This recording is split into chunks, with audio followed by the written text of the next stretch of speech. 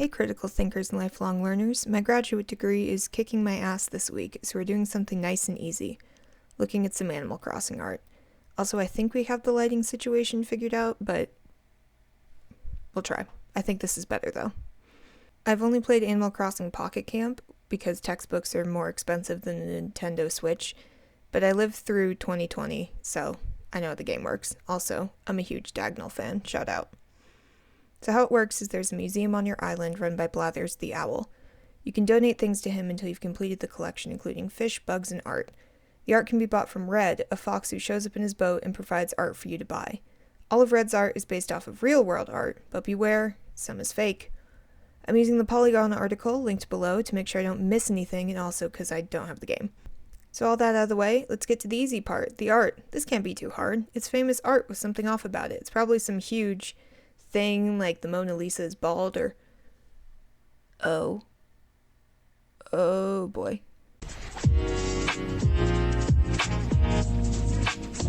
Okay, rethinking this slightly.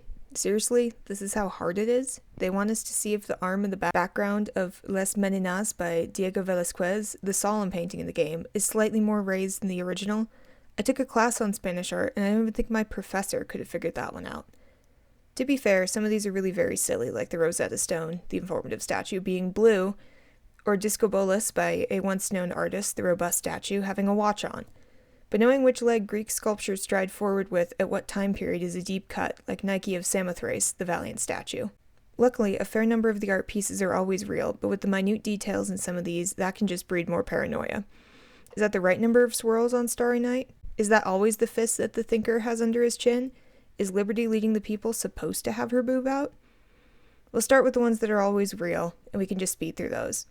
All of the info I'll be sharing is linked below, as well as a link to my favorite quick reference book I've ever owned, 30,000 Years of Art. Hang on. Oh, it's so big. It's not an affiliate thing. I just genuinely love this book. I think I've cited it in like almost every video I've done on this channel and almost every paper I've written since I got it. It's got a permanent place on my desk next to my sewing machine for easy access. Like, this thing is chunky. I love her. The Clothed Maja by Francisco de Goya, or the Worm Painting. This work is the companion to a nude piece of the same woman, both of which have hung side by side in the Museo del Prado since 1901. Both were made around 1800, with the nude coming before the clothed. The identity of the woman is unknown, though several guesses have been made. Both paintings were taken by the Spanish Inquisition, no, that is not a joke, for their lewd content between the years of 1813 and 1836. A maja is a term for a low-class Spanish woman. The painting is always real in Red Ship. A Sunday Afternoon on the Island of La Grande Jatte by Georges Seurat, or the Calm Painting. Painted in 1844 and now at the Art Institute of Chicago, it uses pointillism, a method where tiny dots of color are placed on the canvas to mix in the viewer's vision. It depicts a park scene on the banks of the Seine with all the classes of people enjoying the sunshine. Pointillism was a type of impressionism, both interested in the mixing of the colors, properties of light, and vagueness of shape to produce an image. This painting is seen again in Seurat's 1887 Models, where it is in the background of the artist's studio behind the models he will be working with that day. The painting is always real. Sunflowers by Vincent van Gogh, flowery painting in the game, was painted in 1888 and is on display at the National Gallery in London, where I saw it last year and promptly cried. There are several versions in total, as Van Gogh loved the flower and painted it many times, but this is the most famous. It was painted in preparation for his friend and fellow artist Paul Gauguin to visit him. The one in Animal Crossing is always real. The Sower by Jean-François Millet, or the Moody Painting, is found in the Museum of Fine Arts in Boston, painted around 1881. Seeing a theme here with these dates. It was made in the new French and modern style post-French Revolution that aimed to honor the dignity of the laboring class. I can see where the Moody name comes from with all the colors and the feel, but it's meant to be an uplifting piece morally. Again, always real. Under the Wave off Kanagawa Okinami-ora, also known as the Great Wave, from the series 36 Views of Mount Fuji by Katsushika Hokusai, or the Dynamic Painting, which, fair, was printed in 1830. As the long and numerous name suggest, is part of a series of 36 views of Mount Fuji in a series of woodblock prints, where ink is applied to a carved negative block impressed into paper. Interestingly, at the bottom of the Met page was this cute little link about how to get Met art into your Animal Crossing game, so do that. I'm glad this one is always real, so I don't have to say that long-ass title again. Liberty Leading the People by Eugene Delacroix is the worthy painting. It was made in 1830 and now hangs in the Louvre, where it should be. I mean, look at it. It references both the 1830 Revolution as well as the 1789 Revolution, where the embodiment of liberty as a classical woman leading the French people over the barricade. You've seen Les Mis. This is always real, and in great classical tradition, her boob is always out. The Fighting Temeraire by Joseph Mallard William Turner, the glowing painting, was painted in 1839. I don't think we've had it work outside the 1800s yet. Hang on. Nope. I'll put up a little fun thing when we have our first non-1800s one. This was the final voyage of the Temeraire, an acclaimed warship in the British Royal Navy that was being retired. Turner took liberties and most likely didn't even witness the final voyage. But that is what art's for. Make some emotions about the ship whose final voyage is always real. The Gleaners by Jean-Francois Millet, again, 1857, also known as the Common Painting by Animal Crossing, is in the Musée d'Orsay in Paris. These women are performing a task called gleaning, where they would follow after the harvest of the wheat and pick up individual pieces missed by the harvest. It was painful and thankless, and like The Sower by the same artist that we just looked at, it was part of the post-French Revolution glorification of the lower classes in society. It is always real. Ophelia by Sir John Everett Millais, or the Sinking Painting, is one of my favorites. It was painted in 1851 and is at the Tate Museum in London. It's part of the pre-Raphael style, a style that railed against the academic notions of the Raphael-style paintings and genre paintings, scenes that depicted everyday life. The pre-Raphaelites valued close observation of nature and literary inspiration, as you can see here by this scene from Hamlet. It is always real, like how Ophelia always drowns. Spoilers for Hamlet. The Pfeiffer by Edouard Manet, the nice painting, I guess they couldn't find anything better to say about it, is from 1866. It's painted in a Spanish style and employs what would become modernist styles of simplicity and upset of hierarchical representation. It's in the Musée d'Orsay and is still from the 1800s. It is also still always genuine. A bar at the Folies Bergère by Edouard Manet, also known as the proper painting, was painted in 1882 and is an impressionist work. It's hung in the Getty in Los Angeles with a mirror hung opposite so the viewers can see what is reflected in the mirror in the painting. Also, the Folies Bergère is a nightclub in Paris, and the barmaid's enigmatic expression amidst the revelry has been a topic of discussion for over 100 years. Like staring off into space at the club, this painting is always very real. Isle of the Dead by Arnold Böcklin, which Animal Crossing calls the mysterious painting, is actually a funeral piece made for Böcklin's grieving patron in 1880. He painted 5 versions of the subject, but, well, we'll just say this is the one that's in the Met for simplicity. It's always real. The Starry Night by Vincent van Gogh is probably the most famous painting of all time, so it feels a little trite on behalf of Animal Crossing to call it the Twinkling Painting, even if it is accurate. It is painted from his window of the St. Paul de Mausolée Asylum in Saint-Rémy, France, where he spent a year seeking treatment for his mental illness. Painted in 1889, meaning we still haven't broken our 1800 streak, it is always genuine. Apples and Oranges by Paul Cézanne, known as the perfect painting, which was not the sentiment of the Royal Academy or general public when it was first painted in 1899, is actually a precursor to Cubism. You'd know that if you'd watched my fabulous Modern Art Isn't Bad video. You can watch it after this, it's still good. The flat planes and gestural strokes that made up the fabric and some of the fruit were the beginnings of modernism. Unfortunately, we are still just barely in the 1800s. Apples and Oranges is always real. We're into statues, and there's only 2 real ones. The first is The Thinker by Auguste Rodin, or The Familiar statue? That's what we went with?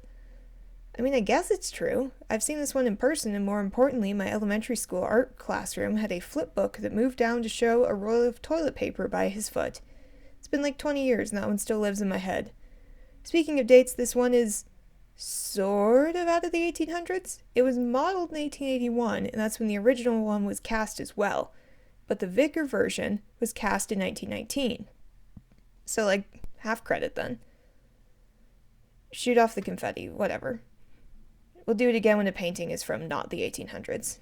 It was originally meant to be Dante, which is what the original cast was, the smaller one.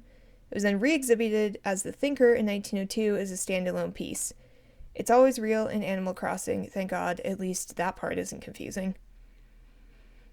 Finally, we have King Kamehameha I by Thomas Ridgway Gould. It's a great statue. That's what Animal Crossing says anyway. Had a bizarre time citing this one as I had dates from 1880, 1881, and 1883. Which, get used to that if you want to get into studying anything having to do with native culture. Anyway, this is our last genuine one. Moving on! Now it's fun. We get to see how Animal Crossing decided to fuck up these pieces of art to trick you. Like I said, some are funny, some are impossible. We're following the Polygon article, so back to the top. Lady with an Ermine by Leonardo da Vinci, the Serene painting, painted in 1849. Wait, that's not the 1800s. Ladies, gentlemen, and whatever else you want to be called, we have a non-1800s work. And this is where the fun ends, because this painting is of Cecilia Giallerini, the 17-year-old mistress of the patron, who was in his 40s. The ermine she is holding was believed to protect pregnant women, as she was pregnant with his child at the time. Also, the man who was cheating on his wife with her had been granted the Order of the Ermine by the King of Naples, a kind of knighthood. Isn't that all fun and not very serene? Fake version has the ermine looking like a raccoon that will give you loans way outside of what you can afford. Girl with a Pearl Earring by Johannes Vermeer, or the Wistful painting, was painted in 1665. We are on a roll here with these new eras. She is most likely not a real person, instead what is called a trony, which depicts an ideal or imagined figure. The pearl is gigantic, and if you get a fake one, it will be a gigantic star. Also, her eyes could be closed like a really bad selfie. Vitruvian Man by Leonardo da Vinci is called the academic painting, which is funny because it's housed in the Accademia in Florence, but is not a painting. Also, props to Nintendo for keeping the penis in there. We'll see that a few times. You go, guys. Love that. Circa 1490, but undated, this diagram shows Da Vinci's interest in science and human proportions via Vitruvius, a Roman architect who used perfect human proportions to make perfectly proportioned buildings. The fake one shows what not to do when handling anything in a conservation setting and has a coffee stain on it. Beauty Looking Back by Hishikawa Moronobu, the graceful painting, is from the Edo period and in the 1600s. It is color on silk and has both elements of painting and printing, as we discussed with the Great Wave. The fake version has her much larger and also not looking back. Go figure. Summer by Giuseppe Acrimboldo is called the Jolly painting. It's one of 4 in a series, each representing a season and its produce. It's from 1572, and for some reason it was in the Denver Art Museum for a little bit. Anyway, it's worth it to look it up, the others in the series, and also his Elemental series. This one's one of the hard fakes, as the only difference is that the artichoke coming from his button is missing in the fake one. The Mona Lisa by Leonardo da Vinci is literally just called the famous painting. Go figure. Lisa Gherardini is the subject, and it was commissioned for her and her husband as a pair of portraits, which was common at the time. Da Vinci was never happy with it and worked on it from 1503 to 1519 when he died.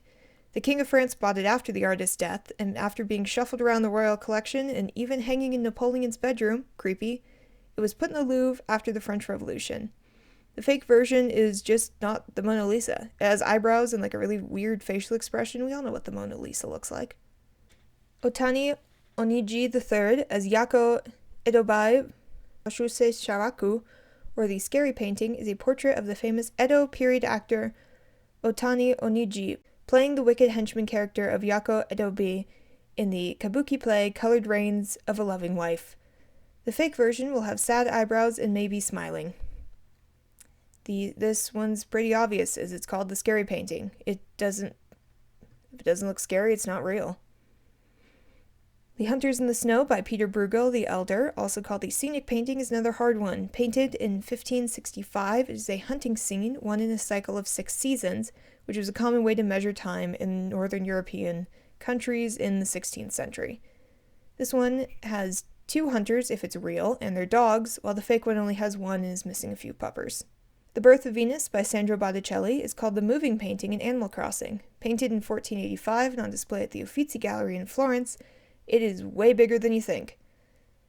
While it seems straightforward, there are many ways to read this. The most obvious is simply the Birth of Venus, where the wind blows her into the shore and spring clothes her in flowers. My favorite interpretation that we talked about in my classes is that the spring figure on the side is Florence, the city, like Flora Florence, clothing Venus, He was a metaphor for the arts and culture in Welcome. The Medici had brought the Renaissance to Florence through their patronage, and this painting is closely tied with them. The fake version is missing the trees on the side, which are a visual mirror of the two winds, so the fake version seems unbalanced. The Night Watch by Rembrandt, or to give it its full title, the Night Watch Militia Company of District 2 under the command of Captain Franz Banach Koch, is much shorter in Animal Crossing, simply called the Amazing Painting. And it is. It's enormous.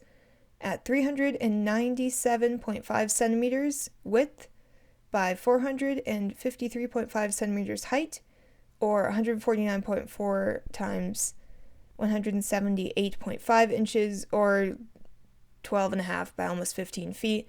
It's an extremely imposing painting and has its own gallery in the Rijksmuseum. It's from 1642, and you'd think with a canvas this big and detailed that Nintendo team would make something that's fake, like super obvious.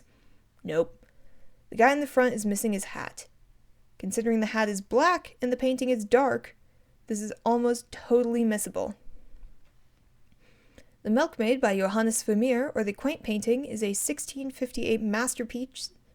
What the fuck? 1658 masterpiece of Dutch genre painting. This was a type of painting of everyday scenes done during the Dutch Golden Age. Interestingly, both Night Watch and the girl with the pearl earring are also part of this age. The fake painting has her pouring more milk than the real one. That's the only difference. And here's the painting that made me make this video. Las Meninas by Diego Velázquez, or the Solemn Painting, has such a tiny fake difference that I couldn't believe anyone could tell without a guide. Or like even on the tiny Switch screen. Like, this is so small. The man in the background has his arm raised in a slightly different position. That's it. In this whole busy-ass scene, one dude has his arm in a different spot. Honestly, it goes well with the whole history of the painting, which is less to do with who's depicted in it, the artist himself at the easel, the young Princess Margarita Teresa, but in the strange mix of figures that the artists and historians have been trying to piece together for years. Everyone seems to be looking at something different. The king and queen are seen in a mirror, but not in the painting. We don't know who the man in the back is. The dog is super cute, and the whole thing is an enigma. Good luck. The Blue Boy by Thomas Gainsborough, also called the Basic Painting, sometimes I wonder at these names, is from 1770 and shows a boy in blue whose identity is a mystery. Most likely it's the artist's nephew, but there's no way to know for sure. Oddly enough, it's in California. The difference between the fake and the real is the hair. While the real one is having a bit of a bad hair day, the fake one has his clip-ins going. The next two are two halves of a screen by Tawareya Sotasu. In Animal Crossing, they are called Wild Painting Left Half and Wild Painting Right Half. The first half is the Thunder God, a white figure who leaps down from the corner looking gleefully demonic. He has various noisemakers to accompany the storm. The fake one is green. The second half is the Wind God, a green demonic figure equally as gleeful, running in from the side with the wind at his heels holding a sail. He is green. The fake one will be white. So remember that thunder is white, wind is green. Like other Japanese works we've talked about, this is from the Edo period and is ink on gold foil, not paint on canvas like Western works. It's an important distinction when looking at how figures are created. Ajisa Sokaizu by Ito Jakochu, the detailed painting, was hard to find anything on. The artist is incredibly famous, but produced so many works it can be hard to pin down anything about a specific one. The name does translate to rooster and hen with hydrangeas, and it was painted sometime in the 1700s, again the Edo period. If the flowers are blue and there is a signature, it's real. If there's purple and it's missing, it's not. Back into statues, almost done, though there are a lot more fakes than there are reals here. First up is the Terracotta Warrior by a once-known artist, or the Warrior statue. Fair. They were discovered completely on accident and are a part of the first Emperor of China's tomb, which can never be excavated because contemporary records say that it included a map of China with rivers of mercury in it. So nobody wants to open that. They were mass-produced in 250 BCE and were originally painted and holding real weapons. Also, no two are the same and could have possibly been modeled after real soldiers in the army.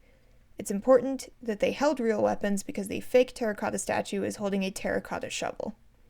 Capitoline Wolf by a once-known Etruscan artist, or the Motherly statue, has a whole host of problems with identification. I'm out here reading articles from 1898. I'm on Wikipedia, my behated. I'm reading about radiocarbon dating. It's a mess. The statue is either from the 1st century CE or the 1100s, and the infants are from the 1500s. These sorts of discrepancies are every art historian's worst nightmare, as we can't come to conclusions about process, historical meaning, or anything else until we really have a date or a range. Anyway, the statue tells the story of the wolf that nursed Romulus and Remus, the founders of Rome. Well, Romulus was. The fake one looks derpy as fuck. Let's move on. Venus de Milo by Alexandros of Antioch, or the beautiful statue, was found on the island of Milos and is thought to be Aphrodite, the Greek name for Venus. So a more accurate name would be Aphrodite of Milos, but that would mean the same thing, and Venus de Milo is much catchier. An inscription was found by her that reads, Alexandros, son of Menidas, citizen of Antioch of Meander, made the statue. This is pretty typical of an artist's signature of the time, around 150 BCE. It could also be of the goddess Amphitrite, as she was worshipped on the island as a sea goddess. It's difficult to know without the arms, as many Greco-Roman statues held attributes, signs to their identity, such as a trident for Poseidon or a thunderbolt for Zeus. If she's wearing a necklace, she's obviously fake. Okay, another ancient Greek work. Now we're in my area of study. Discobolus, by a once-known artist, is modeled after the Greek bronze statue by Myron. This one is actually a 2nd century CE Roman marble copy. This was commonly done and is the reason that so many Greek statues survive, not because they are the originals, but because they are well-documented copies. Unfortunately, in the period that this one was rediscovered, from about 1650 to 1850, museums and art owners did not care about authenticity, caring more about completeness. The head was reattached incorrectly, looking down instead of back at his arm like in the original Greek one. Also, the nose, lips, chin, part of the discus and right hand, section of the neck, left hand, part of the right knee, and parts of the toes were restored. None of this matters when determining if it's a fake, though. If he's wearing a watch, it's obviously fake. This one is not a Greco-Roman statue, but a lot of people think it is, and for good reason. Michelangelo was trying to copy Roman works when he made David in 1504. He was only 26 when he started, in case you want to feel good about yourself today, and the work was originally meant to go on the Florence Cathedral, but when it was completed, it was deemed too beautiful to be put so far away. That's why the perspective is off when you look at it. The hands and head are bigger than they should be. Michelangelo was carving for it to be seen from underneath 80 meters straight up. Don't get distracted by the penis of the gallant statue. If he's holding a book, he's a fake. Rosetta Stone by a once-known scribe, or the informative statue, is probably the easiest to tell if it's fake. If it looks like a blue 3D print, it's fake. Now on to some history. This is a direct quote from the British Museum where it's housed. The important thing for us is that the decree is inscribed 3 times in hieroglyphics, suitable for priestly decree, Demotic, the cursive Egyptian script used for daily purposes, meaning language of the people, and Ancient Greek, the language of the administration. The rulers of Egypt at this point were Greco-Macedonian after Alexander the Great's conquest. This means that since the same thing was written in all 3 languages, scholars who know Greek could read the Demotic and hieroglyphic scripts, the first time in history since both languages were lost. It was rediscovered in 1799 by Napoleon's troops and was carved in 196 BCE. Truly the greatest single object ever discovered for Egyptology. So this little guy is called a dogu, a clay figure from Japan that Animal Crossing calls the ancient statue. Makes sense, as this could be anywhere from 1000 to 300 BCE. These tiny dudes are so cute and have a variety of purposes. If the antenna or glowing robot eyes is present, it's a fake. Homuru Ding, by an unknown craftsman, is called the tremendous statue, even though it isn't a statue. It's a square cauldron from the late Shang, 1300 to 1046 BCE, and shows just how impressive the bronze casting was in China at the time. The cauldron weighs 832 kilograms, or roughly 1,835 pounds. The fake one has a lid, which was never part of the original as far as studies show. Back to the ancient Mediterranean with the bust of Nefertiti by Thutmose, or the mystic statue.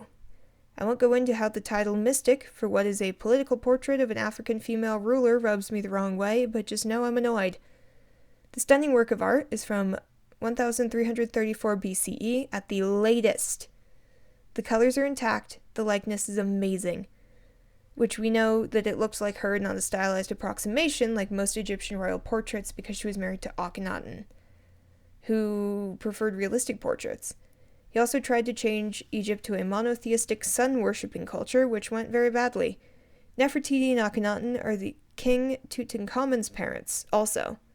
They were siblings, that's why he was so inbred and he died so young. Anyway, it's fake if she has an earring. Olmec Colossal Head by a once-known artist, or the Rock Head statue. It sure is, Nintendo. It sure is. Anyway, we have no way of knowing which Olmec statue this is, but generally these were made between 1200 to 400 BCE, and most likely were depictions of Olmec rulers. There are 17 we know of right now, but who knows how many are still out there. Go check the Gulf Coast of Mexico if you want to find more. The fake one is smiling. Holy shit, it's our last one. This is Nike of Samothrace by a once-known sculptor, was commonly known as Winged Victory or the Valiant Statue in Animal Crossing. Made in 190 BCE in Greece, it was discovered in Samothrace and most likely was on the prow of a ship. We know it's Nike by the pose and the wings, despite her not having arms to hold an attribute. I talked about this briefly in the intro, but the difference between the fake and the real is a really wild, deep pull from history. Ancient Egyptians made all of their statues with the left leg forward. When ancient Greeks started making Koro statues, they also made them left leg forward. The best assertion we have for this is that hieroglyphics were made to be read from left to right, with the left foot leading in the papyrus scrolls. Interestingly, leg position was often a tell between male and female figures in ancient art, just like skin color. In both Egyptian and Greek art, men were painted as dark and women pale. In the same way, men would stride forward with a large left leg stride, and women with a smaller one or none at all, standing with their feet together in a column-like pose. These conventions were mostly 300 to 400 years before the Nike of Samothrace was made, and in that time, conventions on strict Egyptian-style characteristics were lost. The contrapposto was invented, and this led to the dramatic pose of the Nike of Samothrace, with her weight unbalanced and lifelike as she lands. In the contrapposto, it is the right leg that bears the weight, meaning that she would land on her forward right leg, which would bear her weight, and land into a left knee cocked forward in contrapposto, the evolution of the left leg forward style. All of that is way too confusing. Listen, left leg forward, fake. Right leg forward, real.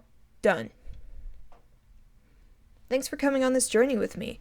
I love video games that add an art and educate and familiarize people with it. Going through museums, if someone next to me went, "Hey, I recognize that painting from Animal Crossing," I'm not going to scoff at them.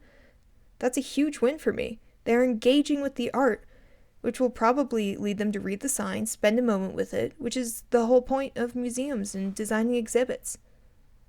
So if you engaged with any of this art, let me know. Drop me a comment on what you collect in your island. Did you put David in your town square? Have 15 Starry Nights in your house? Seriously, I'm super curious. And I'll see you guys next time.